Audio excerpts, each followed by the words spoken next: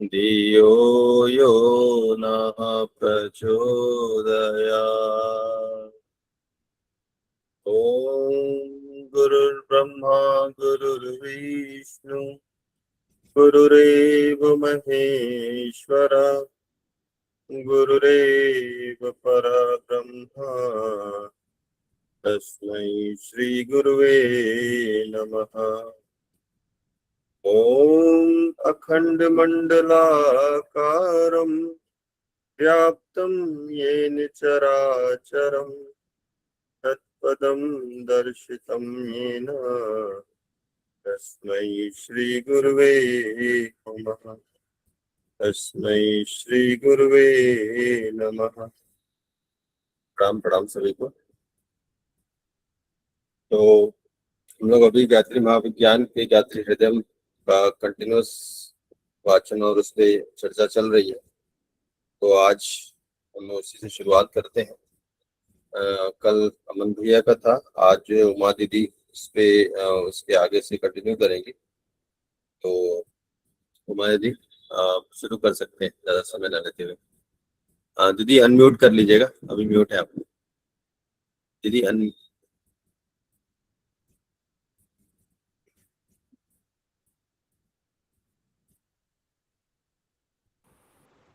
जी दीदी ठीक है।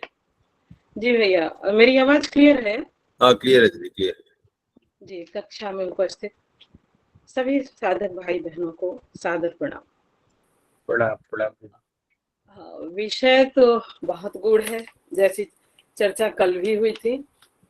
और विषय प्रवेश अमन भैया ने कराया हम सबको, जिसको हमने पहला श्लोक और दूसरा श्लोक, जहाँ सृष्टि की संरचना के बारे में, पंचकोशों के बारे में भैया ने हम लोगों को जानकारी दी और इस पे गहन चर्चा भी हुई थी। अब आज उससे आगे का तीसरा और चौथा श्लोक लेना है।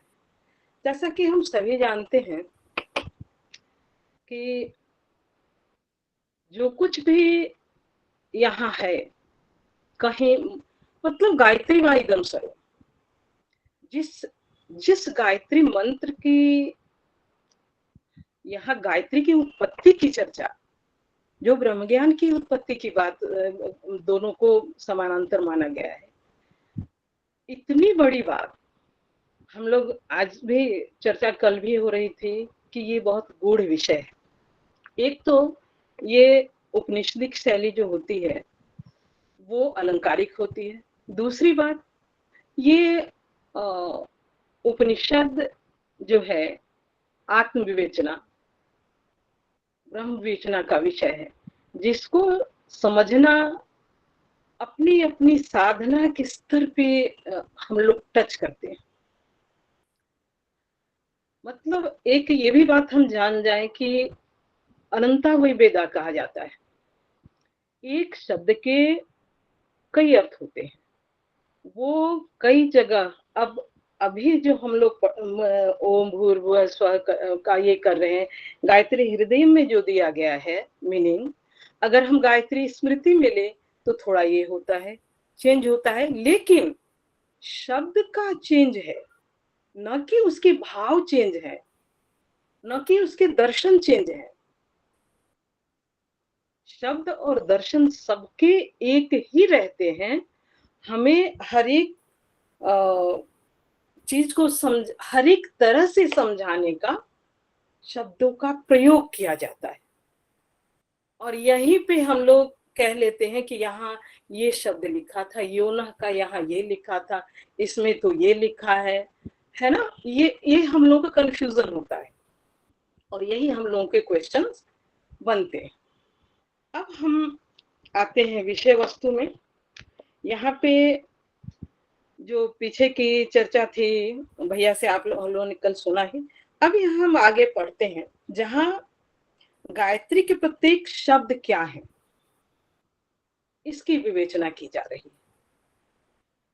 किम भू, किम भुवः, किम स्वः, किम महा, किम जनः, किम तपः, किम सत्यम, किम तत् किम सवितुः किम वरेण्यं किम भर्गः किम देवस्य किम धीमहि किम धियः किम यः किम नः किम प्रचोदयात्। आगे है भूरिति लोको भूर्लोको भुवः इत्यंतरिक्ष लोकः स्व इति स्वर्गलोको महरिति महलोको जन इति जनो लोकः तप इति तपोलोकः सत्यमिति सत्यलोकः भूर्भुवः स्वरिति त्रैलोक्यं तदिति तेजो यत् यत्तेजसो अग्निर्देवता सवितुर आदित्य सवितुरित्य सवितुः इत्य आदित्यस्य वरेण्यम् इत्यम् अन्यम् अन्नम् अन्नमेव प्रजापतिः भर्ग इति आपः आपो वै भर्गः यदा यदा पस्तत् सर्वा देवताः देवस्य सवितुर्देवो वा यः पुरुषः सः विष्णु ऐश्वर्यं यदैश्वर्यं सप्राण इत्यध्यात्मं तद्ध्यात्मं तत्परमं पदं तन्महेश्वरः धियः इति महीति पृथ्वी मही यो नः प्रचोदयादिति कामः काम इमान् लोकान् प्रचावयते यो नृशंसः यो निशंसो अस्याः परो धर्म इति एषा वै गायत्री। संस्कृत का ये श्लोक था। अब आगे हम लोग बढ़ते हैं। गायत्री का प्रत्येक शब्द क्या है? एक एक शब्द का यहाँ व्याहृति, यहाँ पे 7 व्याहृति का ये किया गया है, जबकि वेदों में जो चर्चा है ज्यादातर हम लोग 3 व्याहृति ही जानते हैं, भूर्भुवः स्वः, लेकिन यहाँ पे सप्त व्याहृति, यहाँ सप्त आयामी चेतना की बात की गई है। सप्त और एक तरह से इसको यहाँ पे कई जगह सप्त व्याहृति मिश्रित, जैसे कि हम 15 नंबर वांग में देखें तो उसमें सप्त व्याहृति जो मिश्रित जहाँ ये है उसको सावित्री मंत्र बोल दिया गया है। लेकिन हम सब जानते हैं कि गायत्री और सावित्री, यहाँ पे गुरुदेव ने गायत्री में न कोई अंतर नहीं है, आगे हम लोग देखेंगे।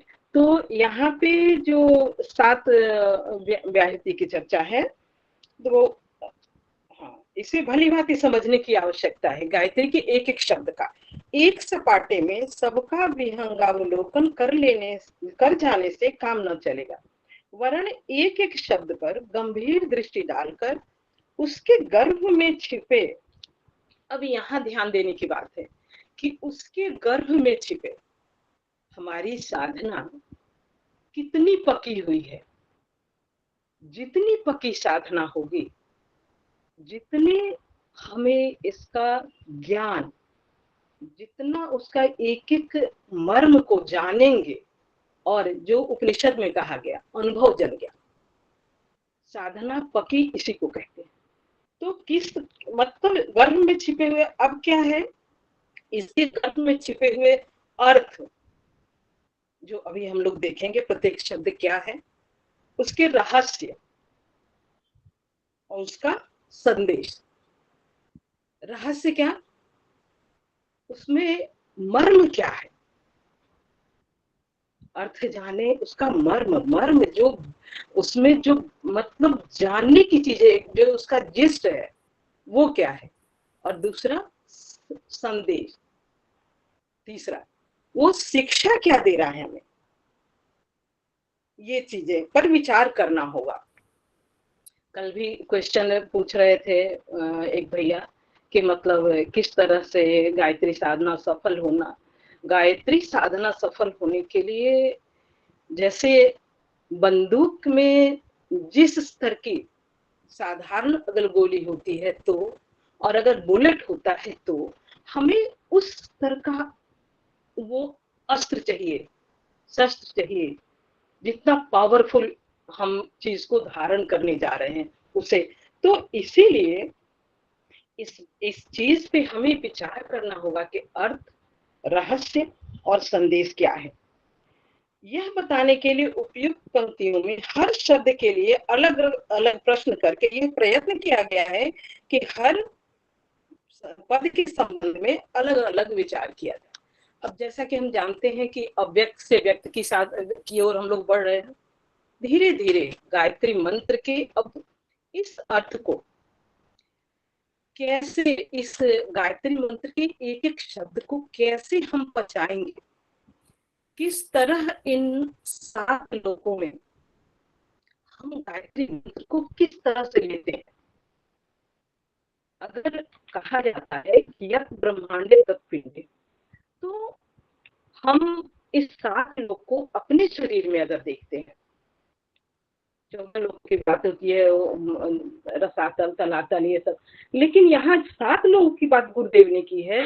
तो यहाँ 7 लोग, जो मुझे समझ में आ रहा है कि 7 लोग क्यों ना ये हमारे शरीर के 7 लोगों से हम तुलना करें इसकी, क्योंकि जो ब्रह्मांड में है वो पिंड में है, तो हमारे अंदर भी वो सारे लोग हैं और है ऐसा सात्विक कुंडली तंत्र में बताया भी गया है। अब 5वां चैप्टर अगर हम लोग पढ़ें तो उसमें ये बातें बहुत क्लियर और बहुत स्पष्ट है। तो अब यहाँ पे हम आते हैं भू पृथ्वी लोक, भुव आकाश लोक, स्व स्वर्ग लोक, महामहालोक, जन जन लोक, तप तप लोक, सत्यम सत्य लोक, तत्। अब यहाँ पे हम लोग सत्य लोक तक देखते हैं। सत्य वो अगर शरीर में हम संगति बिठाएं इसकी, तो मूलाधार चक्र, पृथ्वी प्रधान तत्व, पृथ्वी प्रधान दीदी तत्व। आवाज क्लियर अब नहीं है, आवाज कट रही है आपकी। नहीं आवाज हाँ है थोड़ी आवाज कट रही है दीदी। तो वीडियो बंद करूं क्या, क्योंकि नेटवर्क का प्रॉब्लम हो सकता है, यहाँ बारिश बहुत होती है। तो जी तो वीडियो बंद कर दिया जाए दीदी। वीडियो तो बंद करती हूँ, क्योंकि इस समय में ना हमेशा मुझे ये इसी समय क्लास मिलता है। वो पंचकोश में भी है, पिछली बार एक बार हम नहीं ये कर पाए क्योंकि हमारे यहाँ बारिश बहुत होती है इस समय, तो मैं वीडियो बंद करती हूँ। अब आवाज क्लियर है? अभी आवाज क्लियर है भैया? नहीं दीदी, नहीं अभी भी है? वैसा ही है। वैसे ही है, वैसे ही है। मेरे यहाँ ये लफड़ा है नेटवर्क का। अभी जो बारिश खूब होती है ना, दिन रात बारिश होती है। अच्छा, मैं भी बेंगलोर में रहती हूँ। नहीं, आप बेंगलुरु में, मैं कारवार में हूँ। अमन भैया से पूछिए, यहाँ 24 आवर्स बारिश होती है। मैं जहाँ हूँ कारवार में, यहाँ बारिश मार्च से शुरू होती है, अक्टूबर तक होती है। भैया फिर आवाज आ रही है? घड़घड़ाहट बहुत है, आवाज में घड़घड़ाहट है बहुत। अब क्या करूँ? अच्छा मैं थोड़ी आवाज कट भी रही है। यदि कट करके आप फिर दोबारा से जुड़िए तो फिर फ्रेश हो जाएगा आवाज। 1 मिनट, ठीक है भैया।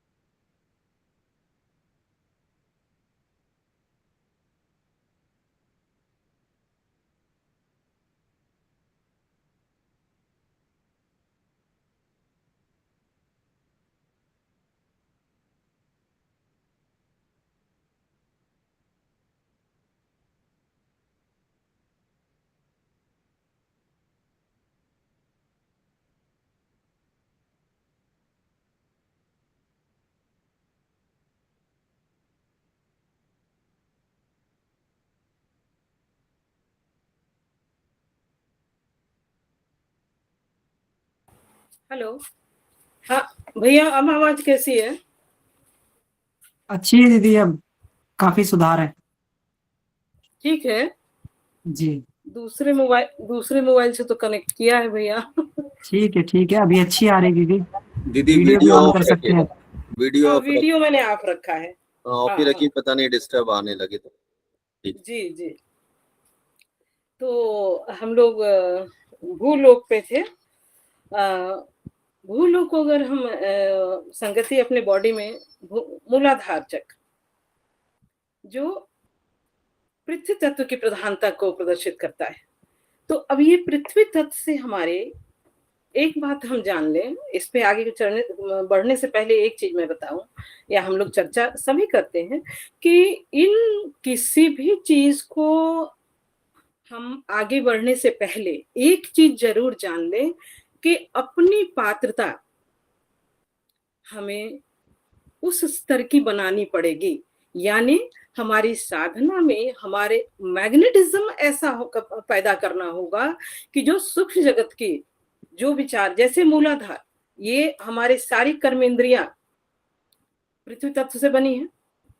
तो अगर हम मूलाधार की साधना करते हैं, भूलोक की साधना करते हैं, तो हमें क्या करना होता है कि कर्मेंद्रियों, जो हमारे 5 कर्मेंद्रियां हैं, हाथ, पैर, मुख, गुदा, जन्ना, इन सारी चीजों की साधन हमारे पृथ्वी तत्व पे नियंत्रण, मतलब नियंत्रण कहें या बैलेंस कहें, यानी हमारा शरीर स्थूल रूप में, हमारा शरीर पूर्ण रूप से स्वस्थ हो और हमारी सारी जो कर्मेंद्रियां हैं वो सही रूप से, जैसे हाथ अच्छे कार्य करें। हमेशा ही हम लोगों का एक भी काम ऐसा न हो जिसकी अधोगति हो, हमेशा उत्कृष्ट कार्य करें हर एक कर्मेंद्रियों से। तो ये मूलाधार चक्र का हुआ। अच्छा, इसमें मेडिटेशन भी हम करते हैं, क्योंकि हम लोग जानते हैं कि विचार और कल्पना, हम डेली मेडिटेशन करते हैं, उसमें गुरुदेव बोलते हैं उस तरह की भावना, विचारणा, कल्पना हम करते हैं। तो ये सारी चीजें जो हम करते हैं तो सूक्ष्म जगत से आकर्षित भी करते हैं। तो सूक्ष्म जगत के आकर्षण के लिए ही हमारे अंदर आकर्षण की कोई तो शक्ति होनी चाहिए। कल्पना विचारना तो हो, बट हमारे अंदर उस तरह की पात्रता के से जो मैग्नेटिज्म पैदा होता, अगर हम पूरे शुद्ध हैं तो शुद्ध चीजों को ही आकर्षित करेंगे। तो ये हमें अपनी साधना में ध्यान देना है। दूसरा, भुवलोक। अब हम दूसरे लोक में, भुवलोक क्या है? ये स्वादिष्ठान चक्र, स्वादिष्ठान चक्र जल तत्व तो क्या, यहाँ विचारों का प्रवाह होता है। अब क्या है, ये 5 तन्मात्राएं, रूप, रस, गंध, शब्द, स्पर्श, इन पे नियंत्रण भुवलोक की साधना है। कैसे?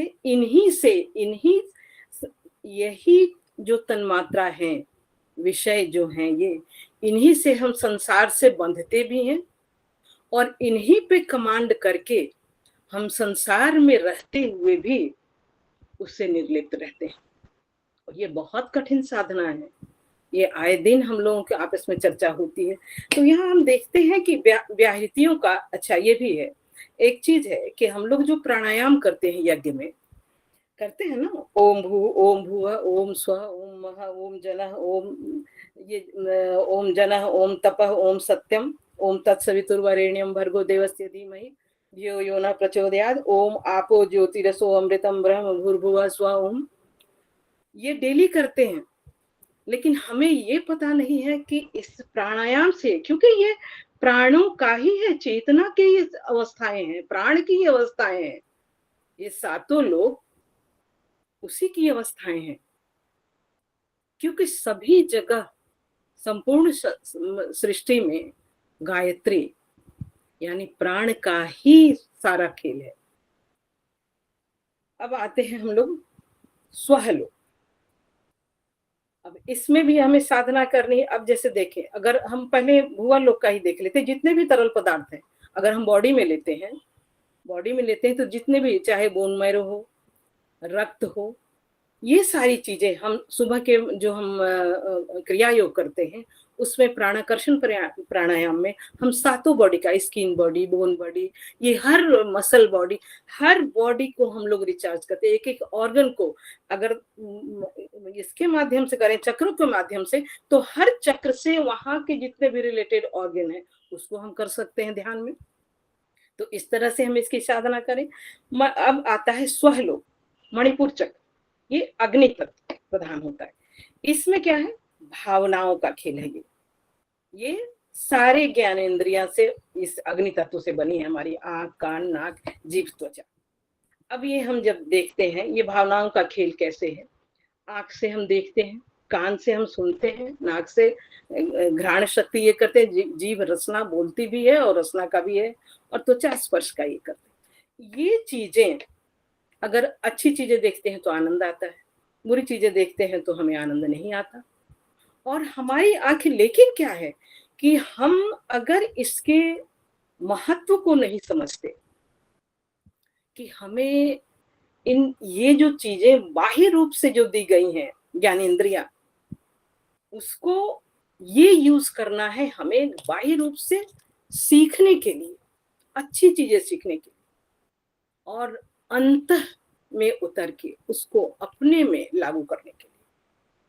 ये हमें अगणित तत्व, भावनाओं का जो हमें भावना पे नियंत्रण, हम ये जो भावना कभी ऐसा होता है, हम इस मेरा शरीर ऐसा है, मेरा से ये मान्यता भी होता है, ये भावना थोड़े थोड़े के अंतर हैं। भावना, माता पिता हमारे ऐसे हैं, उसके माता पिता, एक जस्ट तुलनात्मक जो बातें करते हैं, ये भावनाओं का खेल। हमें अगर हम गायत्री उपासक हैं, हम गायत्री मंत्र की उपासना करते हैं, तो हमें अपनी भावनाओं को परिष्कृत करना होगा, तभी हम इस मंत्र का लाभ ले सकते हैं।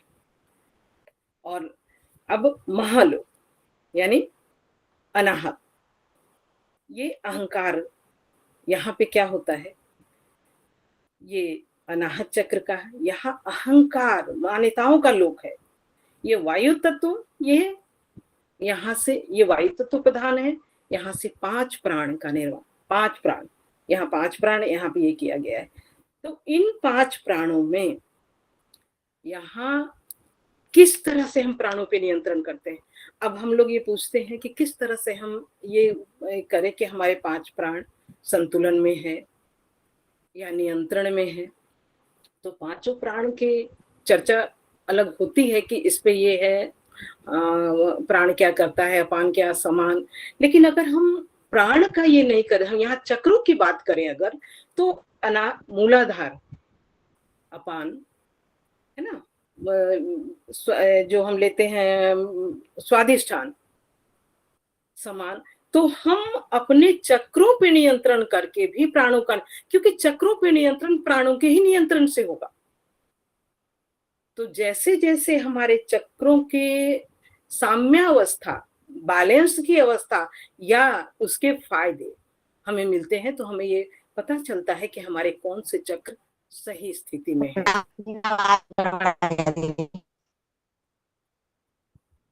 हेलो,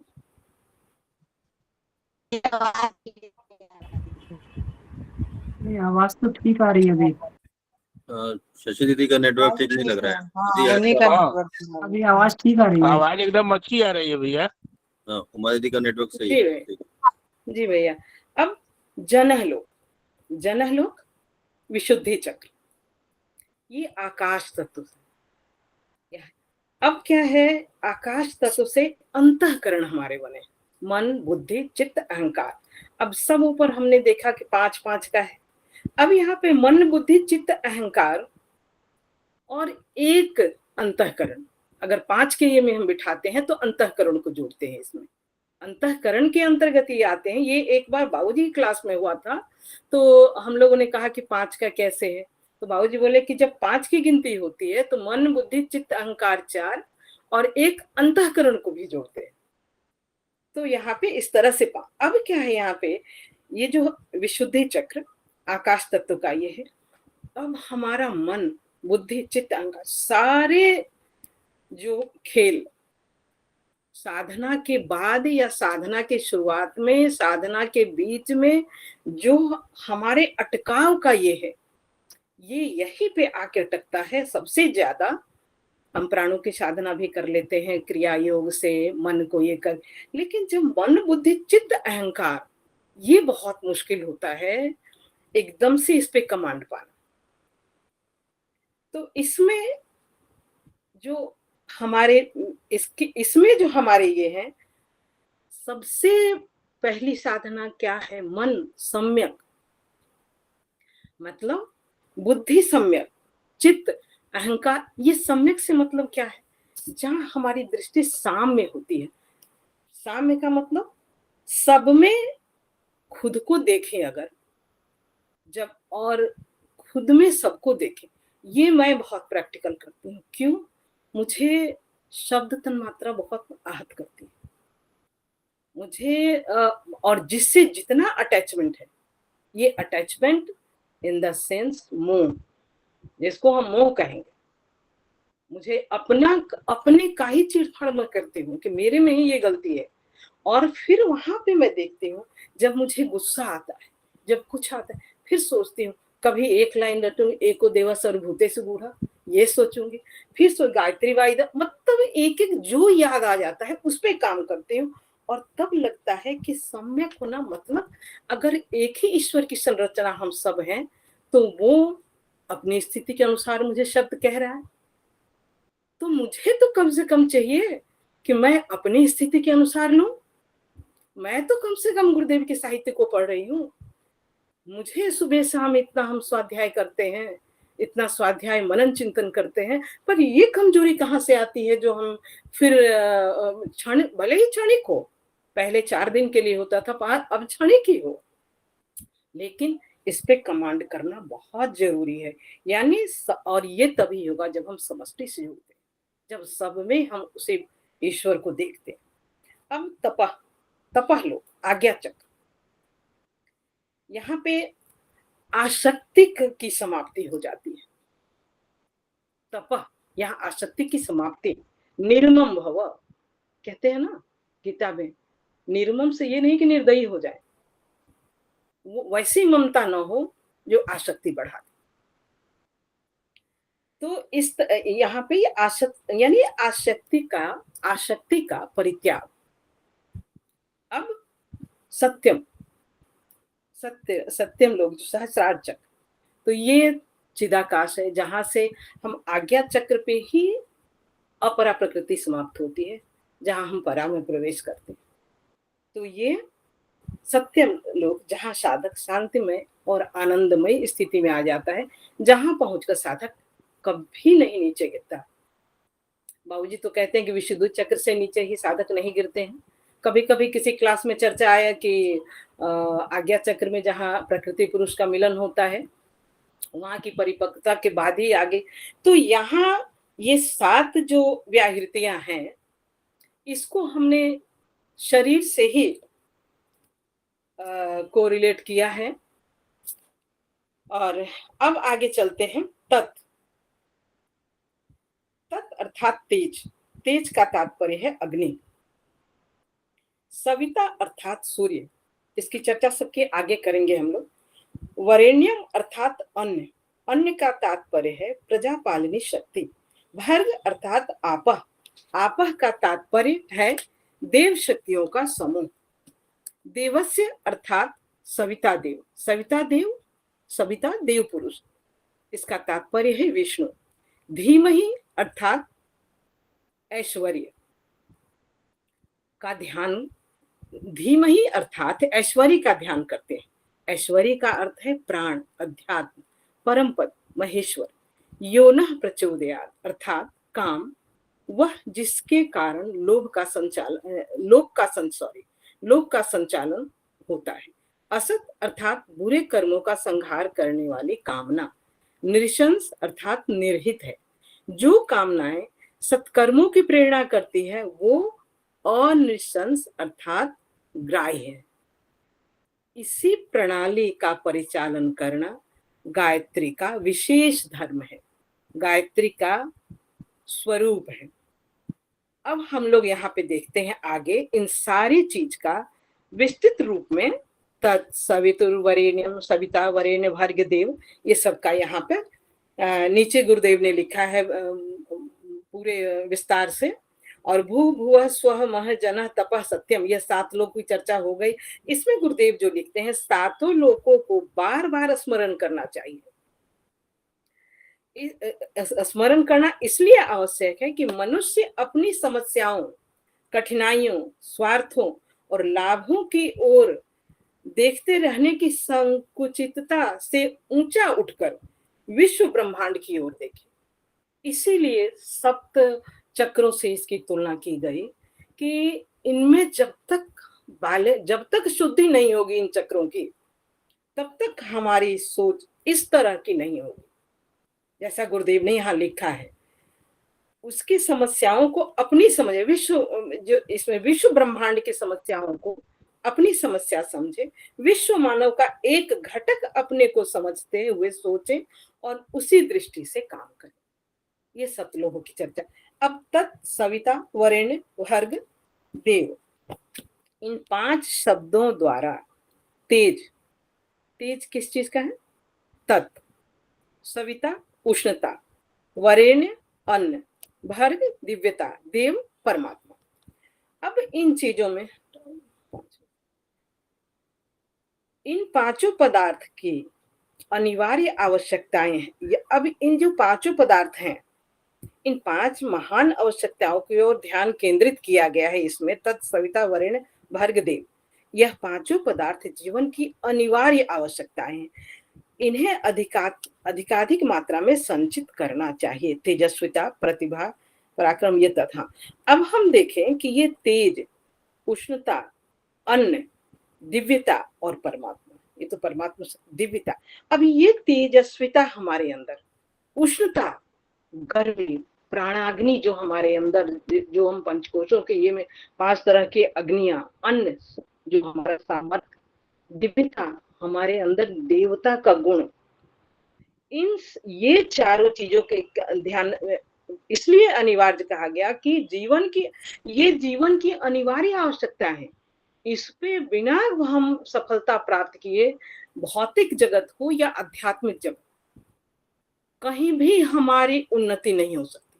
क्यों नहीं हो सकती? कि अगर भौतिक जगत में हमारी उन्नति नहीं है तो सांसारिक जगत में बढ़ने से आपके घर में ही लोग आपको रोकेंगे। सारी चीजें पर्याप्त मात्रा में रहते हुए भी अगर हम घर में इस तरह का वातावरण आध्यात्मिक नहीं है तो भी खंडन मंडन चलता रहता है। लेकिन यहाँ ये सारी चीजें अगर हमारे अंदर है तो हमारे समाज हो, घर हो, हमारे अनुकूलता इससे प्रतिफलित होती है, अनुकूलता बनती है।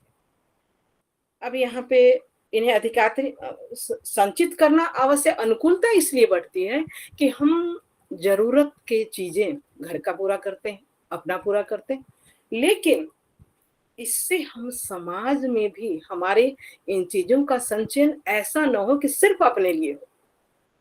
ये चीजें हमें समाज के लिए भी करना, समाज में भी बांटना है, समाज का भी ऋण हमारे ऊपर है। अब तेजस्विता, प्रतिभा, शालीनता, पुरुषार्थ, पराक्रम, यह तत्शब्द के अंतर्गत आता है। उष्णता, स्फूर्ति, पाचन शक्ति, निरोगता, सुदृढ़ता, यह सब सविता से संबंधित है। अब सविता क्या है? सविता का जैसे हमने देखा, उष्णता गर्मी, जैसे अग्नि की बात की गई, वही सविता हमारे अंदर क्या देती है? स्फूर्ति, पाचन शक्ति। अगर हमारी जठराग्नि कमजोर है तो खाना नहीं पचता, अगर जठराग्नि कमजोर है तो निरोगिता नहीं होती, हम रोगी होते। और निरोगिता अगर हम रोगी हैं तो क्या होगा? सुदृढ़ता नहीं आएगी। सुदृढ़ता नहीं है अगर हम स्वस्थ नहीं है, मजबूत नहीं, हमारा शरीर बल, आत्म बल, मनोबल, अध्यात्म बल, जन बल, कोई भी बल कमजोर हो तो हमें इस संसार की जर्नी में कहीं ना कहीं कॉम्प्रोमाइज करना या सहना पड़ता है। अब आगे संबंधित है उष्णता, अन्न वस्त्र दुधारू पशु गृहिणी संतति एवं अन्य समस्त जीवनोपयोगी वस्तुएं वरेण्य शब्द के अंतर्गत आते हैं। दिव्यता अनेक सद्गुण योग्यताएं ये भर के अंदर वरेण्य के अंदर आते हैं। अन्न वस्त्र, वरेण्य मतलब वरण करना है ना, ये या जिस वरण मतलब इन द सेंस जिसको हम ध्यान धारण करना भी कह सकते हैं। तो वरेण्य के शब्द के अंतर्गत क्या आता है? दिव्यता अनेक सद्गुण नहीं, ये अन्य वस्त्र दुधारू पशु गृहिणी संतति एवं अन्य समस्त ये सारे हमारे वरेण्य के अंदर आते हैं। दिव्यता अनेक सद्गुण योग्यताएं शक्तियां सामर्थ भर्ग से समय भर्ग गुण जो हम देवताओं के गुण को कहते हैं धारण करने के लिए। तो अनेक सद्गुण योग्यताएं, गुण में हमारी योग्यताएं, चाहे योग्यताएं किसी भी तरह की योग्यताएं हो, शक्तियां सामर्थ ये सारे भर के अंदर आते, गुण के अंदर आते। हमारे अंदर जो सामर्थ्य है वो हमारे गुण चर्चा होते हम ये भी करते हैं कि भाई इनके अंदर ये सामर्थ्य है, ये गुण है ना, ये शक्ति है, तो ये सब गुण के भर के अंदर आते हैं। अब गायत्री को पहचानने वाला इन पांचों की आवश्यकता अनुभव करता है और अपने पुरुषार्थ एवं दैवी सहायता से उन्हें प्राप्त करता है। अब दैवी सहायता क्यों होती है? क्योंकि हम पुरुषार्थ करते हैं। अगर हम पुरुषार्थ और सही दिशा में करते हैं, सही दिशा में जैसे ऊपर बताया गया, उन गुणों को अगर हम सही अर्थों में सही मायने में धारण करते हैं। अब आ गया धीमहि कहते हैं ध्यान को। किसका ध्यान? ये प्रश्न उठता है, किसका ध्यान? किस उस मंगल में परमात्मा का ध्यान जिसको हृदय में धारण कर लेने से, उसके नियमों पर चलने से सब प्रकार की सुख शांति मिलती है। अब यहाँ आ रहा है ना कि गायत्री मंत्र किस तरह से जपे, क्या करें, वो खान पान निश्चित समय निश्चित जो कहते हैं संख्या, इन सारी चीजों के बाद भी हमें इन गुणों को अपने में धारण करना होगा। एक एक अर्थ में जो महत्ता है, जो गायत्री स्मृति में भी बताई गई है, उनको हमें अपने अंदर धारण करना होगा, तभी हम इस तरह की सुख शांति पा सकते हैं। ऐश्वर्य, प्राण शक्ति, आत्मदर्शन और परम पद की प्राप्ति होती है। ईश्वर की यह धारणा ऐसी निश्चित होनी चाहिए जैसे कि पृथ्वी की धारणा, मतलब ईश्वरीय चेतना या ईश्वर की उपस्थिति, ईश्वर के गुण को हम जो धारण कर रहे हैं वो गुण हमारे अंदर इतना पक्का होना चाहिए जितना कि स्थूल रूप से हमें पृथ्वी दिखती है, मतलब हम कहीं भूल ना सके। हम चलते हैं, हम पृथ्वी को कभी भूलते हैं?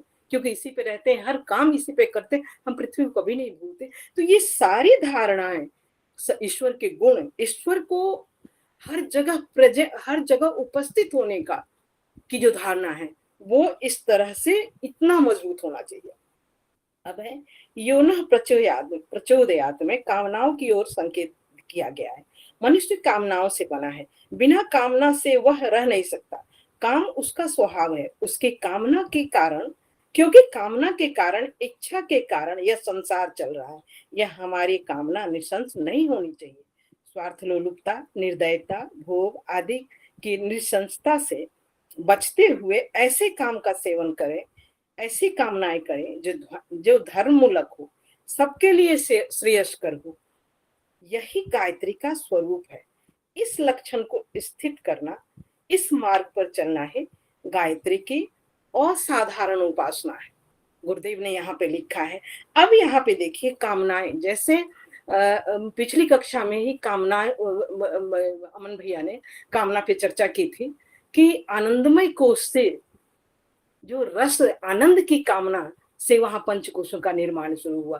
धीरे धीरे स्थूल होता, घनत्व होता होता ये जितना ही उसमें हम सोचते गए आनंद, किस तरह से आनंद, कैसे आनंद, ये सारी चर्चा अमन भैया ने बहुत अच्छे से की है। वहां यहाँ हम इस बात को समझ सकते हैं कि यही जो हमें कामना है, अगर कामना हमारा श्रेयस्कर हो तो यही गायत्री का स्वरूप है। इस लक्षण को स्थित करना, इस मार्ग पर चलना, यही गायत्री की असाधारण उपासना है।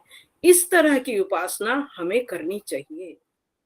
हम साधकों को। और ये चूंकि ये 25 श्लोक हैं इसमें, लेकिन मुझे लगता है कि एक श्लोक पे कम से कम साधक को दूसरे श्लोक पे, अभी तो चूंकि यहाँ क्लास में हम लोग आपस में जानना चाहते हैं कि कैसे है, क्या है, किस तरह से साधना शुरू करें, लेकिन ये एक एक श्लोक की साधना तब तक करनी चाहिए जब तक कि वो बिल्कुल इस भाव के साथ हमारे अंदर ना आ जाए, तभी हम दूसरे श्लोक पे पहुंचे।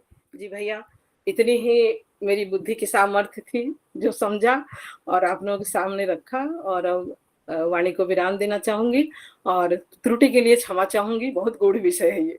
जी प्रणाम भैया, समय ज्यादा ले लिया। प्रणाम दीदी। प्रणाम भैया। बहुत ही सुंदर आपने जो है इस विषय को रखा, और गूढ़ विषय तो है, इसमें कोई दो राय नहीं, बहुत ही गूढ़ विषय है, लेकिन बहुत ही सहजता से आपने इसको सरल बना के हम लोगों को आपने प्रस्तुत किया। तो ठीक है, हम लोग किशोरी जी का हैंड रेज है, प्रश्नोत्तरी पे आगे बढ़ते हैं। किशोरी जी। प्रणाम सभी को, प्रणाम। प्रणाम दीदी। मेरा यहाँ पे एक छोटा सा प्रश्न है दीदी से, या आप सभी में कोई भी दे दे जवाब, कि ये जो 5 अग्नि बताई गई है, जो योगाग्नि, जीवाग्नि, ब्रह्माग्नि, आत्माग्नि, ये 5वां कौन सा है और उसका स्थान कहाँ कहाँ पे है, इससे क्या मतलब? हाँ जी दीदी, सबसे पहला अगर हम गुरुदेव का वो करते हैं, पंचकोश का ध्यान करें, तो उसमें सबसे पहला अन्नमय कोश का प्राणाग्नि है, जिसका केंद्र नाभि चक्र को माना गया है। ठीक है, मतलब नाभि चक्र इन द सेंस अन्नमय कोश है ना, और जो हम पंचकोश की बात कर रहे हैं, और जीवाग्नि हो गया प्राणमय कोश, मूलाधार चक्र। हम गुरुदेव के मतलब ध्यान के अनुसार ये करें, जो डेली हम लोग अमन भैया के साथ करते हैं, गुरुदेव के साथ करते हैं बैठ के, क्योंकि ये कक्षा मैं मिस नहीं करती हूँ। मैं जब भले ही नहीं कर पाती, क्योंकि उस टाइम में क्योंकि सब कोई ड्यूटी वगैरह पे जाते हैं, तो ये है बात दीदी, और ये बाद में चर्चा कर लेंगे। बाकी का तीसरा जो है योगाग्नि, आज्ञा चक्र का, ठीक है। चौथा है आत्माग्नि, अनाहत चक्र, और 5वां है ब्रह्माग्नि, है ना। 5वां क्या है? ब्रह्माग्नि है, आनंदमय कोश का। आज्ञा चक्र कौन सा बोले? आज्ञा चक्र मनोमय कोश। हाँ, मनोमय कोश कौन सी? अग्नि, योगाग्नि। योगाग्नि, हाँ। विपरीत परिस्थितियों में भी अपने आप को संतुलन बना के रखना, जोड़ के रखना, ये योगाग्नि का कार्य। जी दी भैया, अगर इसमें कुछ रह गया हो तो बताइए, अमन भैया, प्रसून भैया। जी नहीं दीदी, ऐसा कुछ रह नहीं गया है। अब हमारे प्रश्न के ऊपर है कि हम कितनी गहराई पे इसको लेके जा सकते हैं। जी शारिका दीदी।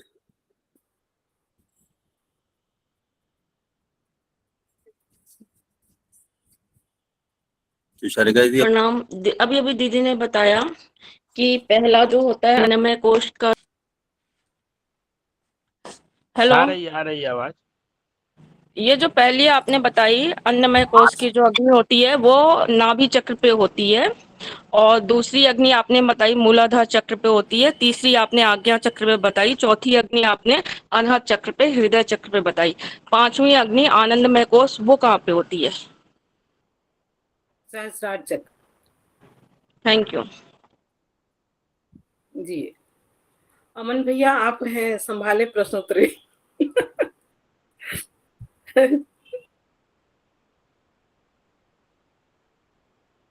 दीदी बहुत सुंदर विषय आपके द्वारा लिया गया, और बहुत इतनी गहराई से आपने हर एक लोगों को अपने चक्रों के साथ में जोड़ा। और यही बात है कि जितना जैसे जैसे हम जिस चक्र में हमारी प्रगति होती चली जाती है, वैसा वैसा लोक हमारे लिए बनता हुआ चला जाता है, और सारे लोग हमारे अंदर ही हैं, बस केवल हमारा दृष्टिकोण बदलता रहता है। और ये भी हम लोग देखें कि जैसे जैसे हम जिस कोश में होते हैं, हमारी परिस्थितियां, हमारी दुनिया भी उसी अनुरूप बदलती रहती है। अन्नमय में है तो सारे सारे जितनी भी सृष्टि है उसको हम शरीर रूप से ही, शरीर भाव में ही देखते हैं, गोरा काला सफेद, है ना, मोटा पतला नाटा, सब उसी तरीके से। प्राणमय कोश में आते हैं तो सबको प्रतिभा के रूप में देखने लगते हैं कि ये डॉक्टर है, वकील है ना। तो ऐसे करके, तो इसलिए उस तरीके से हमारी दुनिया भी बदलती चली जाती है। हम जैसे जैसे जिन जिन चक्रों में आते हैं, जिन जिन इसमें आते हैं, मनोमय कोश में जब आते हैं, तो व्यक्ति फिर जो है इसके आधार पर देखने लगता है कि वो व्यक्ति जो है कैसा है, गुणों के आधार पर, कि वो व्यक्ति बेईमान है, चोर है, संत है, महात्मा है। तो गुणों के आधार पर फिर वो ये नहीं देखता कि वो व्यक्ति वकील है, या फिर व्यक्ति डॉक्टर है, या फिर वह व्यक्ति जो है ये है, वह व्यक्ति जो है मेहतर है, और इस हिसाब से नहीं देखता। वो फिर उसको उसके गुणों के हिसाब से देखने लगता। पूरी सृष्टि उसको गुणों के आधार पर ही दिखाई देती है। और फिर आगे बढ़ते हुए जो है ये, तो इस तरीके से हमारी स्थिति के अनुसार हमारे लोग भी बदलते रहते हैं। हमारी दुनिया वही है, हम उसी दुनिया में रह रहे हैं, लेकिन हर एक व्यक्ति की दुनिया अपने दृष्टिकोण से उसकी अलग अलग होती है। और यहीं पर ही सारे लोग हैं, हम जहाँ रह रहे हैं उसी पृथ्वी पर ही सारे लोग हैं। केवल हमारे दृष्टिकोण बदलने से ही लोग बदलते रहते हैं। जैसे जैसे हम लोग आगे बढ़ेंगे, आगे बढ़ते हैं, तो हम लोग जो है यहाँ पहुंचे, विज्ञानमय कोश में आए, तो विज्ञानमय कोश में सारे के सारे हमें फिर आत्मा ही आत्मा दिखाई देती है। ना कोई नर दिखाई देता, ना नारी दिखाई देती है, ना कोई कुत्ता दिखाई देता है, ना हाथी, ना गाय दिखाई देता है, सब में एक ही आत्मा दिखाई देती है। इस तरीके से जो है ये हमारे लोग, हम लोग अंदाजा लगा सकते हैं इससे कि हमारा दृष्टिकोण अभी किस तरीके का है। हम लोग जो है किस तरीके से अभी हमारा चिंतन जो है, हमारी भावना किस तरीके की है, हम इस संसार को कैसे देख पा रहे हैं। उससे हम अंदाजा लगा सकते हैं कि हमारी स्थिति कहाँ पर है, कौन से लोक में है हम, या फिर कौन से कोश में है, और इससे आगे हमें कितनी यात्रा तय करनी है। ये सारा का सारा जो है हम अपनी स्थिति के अनुसार, और सब यहीं पर है, यहीं पर ही स्वर्ग है, यहीं पर ही नरक है, सब कुछ यहीं पर ही है, यहीं पर ही आनंद है, यहीं पर ही दुख है, यहीं पर ही सुख है, सब कुछ। और सब कुछ मनुष्य के अंदर ही है। केवल स्थितियां जो है अपनी आंतरिक स्थिति के अनुसार ये सारी की सारी बाहरी स्थितियां भी परिवर्तित होती रहती हैं। और आनंद कहीं किसी वस्तु में नहीं है। ये जितनी वस्तुएं हैं संसार की सारी वस्तुएं, ये निर्जीव वस्तुएं, जड़ वस्तुएं, जड़ में कहीं कोई आनंद नहीं होता। हमारे अंतःकरण से, हमारे अंतःकरण के जो भाव है, संवेदना है, जब उसके ऊपर आरोपित होती है तो वही चीज जो है, खराब दिखने वाली चीज भी हमें जो है अच्छी लगने लगती है। हमारे अंदर का आरोपण ही है। जैसे ही हमारी आत्मा का आरोपण होता है, जैसे किसी दूसरी चीज के ऊपर होता है, जैसे हमारे अंदर के प्रेम का आरोपण किसी जड़ वस्तु के ऊपर होता है, वो हमें प्यारी लगने लगती है, हमें सुंदर लगने लगती है, हमें आनंद देने लगती है। तो आनंद की गंगोत्री भी अपने अंदर ही है। तो जैसे वो आनंद का स्रोत फूटता है तो व्यक्ति के लिए सारी की सारी सृष्टि आनंदमय हो जाती है, रसमय हो जाती है पूरी की पूरी। और धीरे धीरे जब ये वाली भावना आती है तो आनंदमय कोश पार कर जाता है। फिर उसको मालूम पड़ जाता है कि किसी वस्तु विशेष में आनंद नहीं है, वो मेरे अंदर है, आनंद का स्रोत मेरे अंदर है। जैसे हिरण को मालूम पड़ जाए कि उसकी जो है कस्तूरी उसकी नाभि में है, तो फिर उसकी दौड़ भाग बंद हो जाती है। फिर तो जीवन भर दौड़ता दौड़ता दौड़ता दौड़ता अपने प्राण तक त्याग देता है, और उसको वो सुगंध पता नहीं लगती कहाँ से आ रही है। तो इस तरीके से जब उसको समझ में आ जाता है कि ये तो कस्तूरी मेरी नाभि में ही है, तो उसकी दौड़ खत्म हो जाती है, वहां पर उसकी भाग दौड़ खत्म हो जाती है, वहां पर स्थिर हो जाती, शांत हो जाते। और इसी शांति स्थिरता के लिए हम सभी लोग प्रयासरत, हम सभी लोग जो है अलग अलग वस्तुओं में, अलग अलग लोगों में, अलग अलग रिश्तों में, अलग अलग जगह, अलग साधनों में हम लोग शांति सुख खोजते फिरते हैं। क्योंकि आत्मा अभी जो है अपने मूल उद्गम तक नहीं पहुंची। जिस दिन पहुंच जाएगी उस दिन सारी की सारी हमारी यात्रा खत्म हो जाएगी, उस दिन अशांति समाप्त हो जाएगी।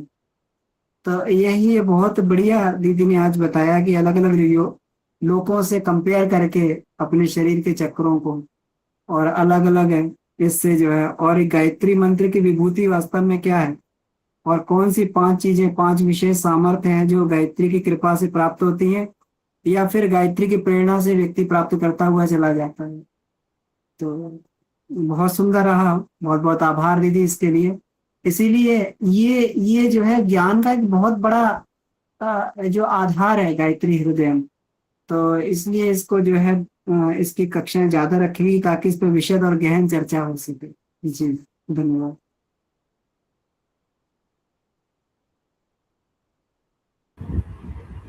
जी भैया। भैया एक मेरा छोटा सा प्रश्न है भैया, दीदी से भी आपसे भी आप लोगों से, कि जैसे इसमें गायत्री के विषय में बतलाया गया है। आवाज जा रही है भैया? जी। जी तो जा रही गायत्री के भैया, जा विषय, रही है। जी, गायत्री को जानने की विषय में इसमें दिया गया है कि गायत्री को जाने बिना गायत्री की उपासना माने संभव नहीं है सही तरीके से। तो भैया तो इससे स्पष्ट है कि गायत्री की उपासना सब नहीं कर सकता है। इस पर थोड़ा सा प्रकाश भैया मैंने मेरे मन में उत्पन्न हुआ है, क्योंकि जितना गूढ़ रहस्य है गायत्री को जानना, तो बिना जाने ही इनकी उपासना नहीं हो सकती है, और बिना उपासना का जीवन जो है अधूरा रह जाएगा। इस पर थोड़ा सा प्रकाश डालिए भैया, दीदी या भैया आप लोग जो।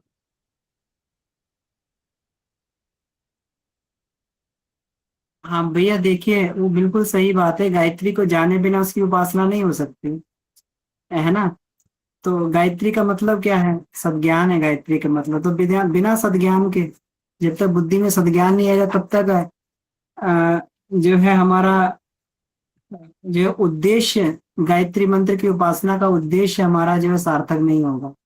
इसीलिए कहते जी हैं कि जब तक व्यक्ति शूद्र है, शूद्र को जी जी, गायत्री उपासना का अधिकार नहीं है नहीं है है। ना।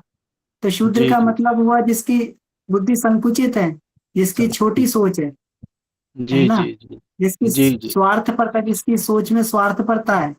जैसे ही वो एक स्टेप ऊपर जाता है, शूद्र से जी, वैश्य बन जाता है। वैश्य का मतलब यह है, वैश्य का मतलब होता है कि संसार में उसको लेन देन आ गया, कर्मशील, व्यवहारिकता समझ जी में आ गई कि भाई हमने जी जितना लिया उतना तो कम से कम देना ही है, कुछ ज्यादा ना दें तो जितना हमने संसार से लिया उतना तो हमें देना ही देना है ना। जी जितना जी जी मूल्य कोई दे रहा है उसका हमें अपेक्षित, उसकी जो उसके बदले में वो हमें उतना देना ही देना है। तो इतनी समझ आने पे व्यक्ति गायत्री की साधना का अधिकारी हो जाता है कि ये संसार जो है, संसार का नियम उसको समझ में आ जाए, है ना। जी और फिर धीरे धीरे आगे चल के फिर तो आगे जैसे जैसे ये बढ़ते हैं वैसे वैसे नए आयाम खुलने लगते हैं।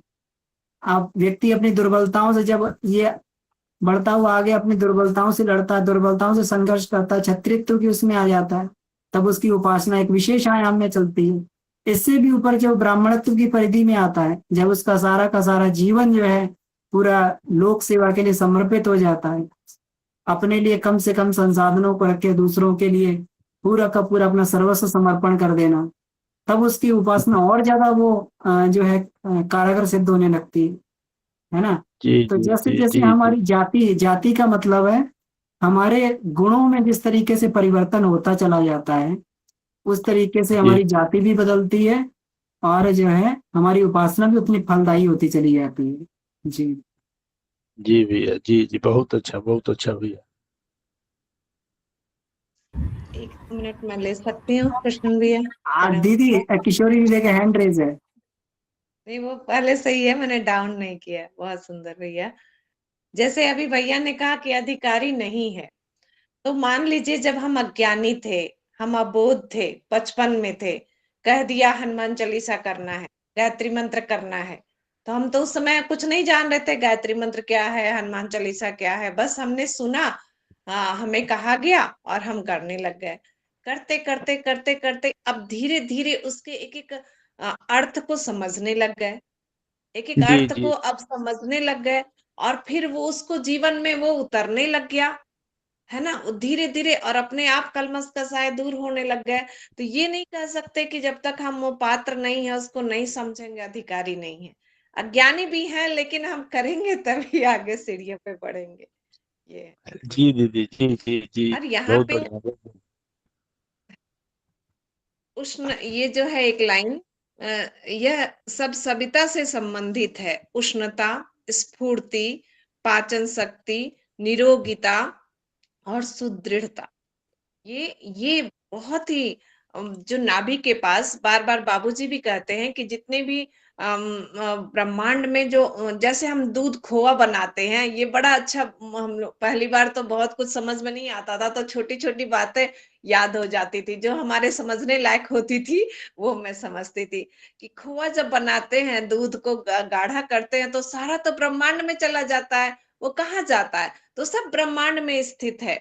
तो वो जब हम, बहुत लोग कहते हैं नाभि के पास एसिडिटी की समस्या, पित्त की समस्या, किसी कोई कहते हैं भूख बहुत लगती है, तो ऋषि मुनि लोग कहाँ से ले लेते थे? ध्यान के द्वारा डायरेक्ट ब्रह्मांड से, सविता से ले लेते थे डायरेक्ट। वहां की तेज उष्णता को डायरेक्ट धारण कर लेते हैं। अब वही सविता का तेज तो उस अन्न में भी जा रहा है, हरी सब्जियों में भी जा रहा है, हर चीज में जा रहा है, फलों में जा रहा है, रस में जा रहा है। और उसको जब हम ध्यान के द्वारा, हर दिन हम लोग जब ध्यान करते हैं अन्नमय कोश का, तो वहां ले लेते हैं, और वहां क्या मिलती है हमें? तो उष्णता मिल जाती है। वो फिर कम भोजन करके भी इंसान पूरा तरह से हर विटामिन को, मतलब डायरेक्ट सविता से ले रहा है। मतलब मैं एक छोटे बच्चे की तरह यदि कहूँ तो, कि सब कुछ वहीं से जब सब ले रहा है, तो हम भी डायरेक्ट ले सकते हैं। तो हमारा कम आहार खा के भी हम सभी तरह से स्वस्थ रह सकते हैं। मेरा ये कहने का, पाचन शक्ति हमारा मजबूत हो सकता है। और स्फूर्तिवान, नाभि चक्र यदि अन्नमय कोश जागृत हुआ, तो कभी आलस प्रमाद नहीं आता है जीवन में। स्फूर्ति हमेशा बनी रहती है जीवन में। भागता दौड़ता, कभी थकेगा नहीं वो इंसान जिसके अंदर हम समझे कि अन्नमय कोश जागृत हो जाता है। जी भैया प्रणाम, समय कम है। ये भैया बहुत थोड़ा बढ़िया, मोटे अक्षरों बहुत में, बढ़िया। मोटे अक्षरों में सबको प्रणाम भैया। मैं थोड़ा कहीं किताब से लिया हुआ है, जैसे केसरी जी ने प्रश्न किया था, तो गायत्री क्रिया का उत्तर लिखा हुआ है, सविता की शाश्वती शक्ति। सविता की शाश्वती शक्ति जब प्राणियों के प्राण का परिष्कार करती है, उसका उन्नयन करती है, तो उससे हम गायत्री कहते हैं। और इसी के दूसरे पारा में लिखा हुआ है, सावित्री और गायत्री में अंतर, सविता की चेतन शक्ति जब सूक्ष्म दिव्य प्राण प्रवाहों का अक्षर अक्षर संसाधनों, जीव आदि अनुदानों के रूप में प्रकट अवतरित करते हैं, तो उसे सावित्री कहते हैं। अब इस पर विशेष हमको उतना ज्ञान नहीं है, मोटा हमने जो नोट किया था उसको हम पढ़ दिए। धन्यवाद भैया, प्रणाम।